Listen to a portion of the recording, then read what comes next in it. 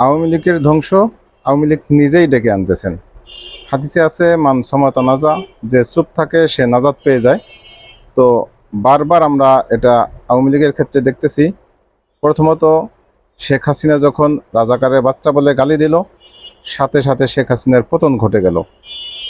এরপরে পতনের পরে ভালোই চলতেছিল, কিন্তু যেই শেখ হাসিনা উদ্যত্তভাবে অনলাইনে লাইভের মাধ্যমে মানুষকে মিথ্যাচার করার জন্য লাইভ করার ঘোষণা দিল, সাথে সাথে দেখলাম তার ধানমন্ডি 32 ভেঙে গুঁড়িয়ে দেওয়া হলো।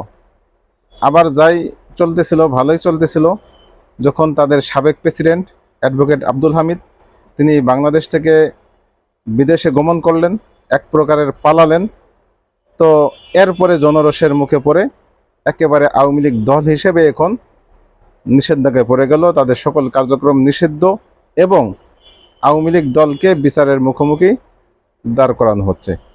তার মানে আমরা যেই বিষয়টা বুঝলাম যে যদি আওয়ামী লীগ চুপ থাকতো তাহলে অনেকাংশেই তাদের ক্ষতিটা কমে আসতো। এখনও সুযোগ রয়েছে, আওয়ামী লীগের নেতাকর্মী যে যেথায় আছে যদি তারা শান্ত থাকে, চুপ থাকে, তাহলে আমার মনে হয় তাদের জন্য ওই ভালো হবে এবং দেশের জন্য মঙ্গল হবে।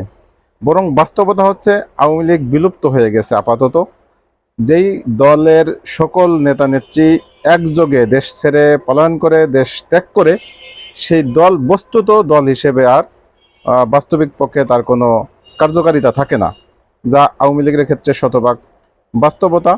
যে একেবারে প্রধান সারির প্রথম ব্যক্তি থেকে নিয়ে একেবারে ওয়ার্ড পর্যায়ে, ইউনিয়ন পর্যায়ে যেই নেতাকর্মীরা ছিল তারা পর্যন্ত গায়েব এবং দেশ ত্যাগ করেছে।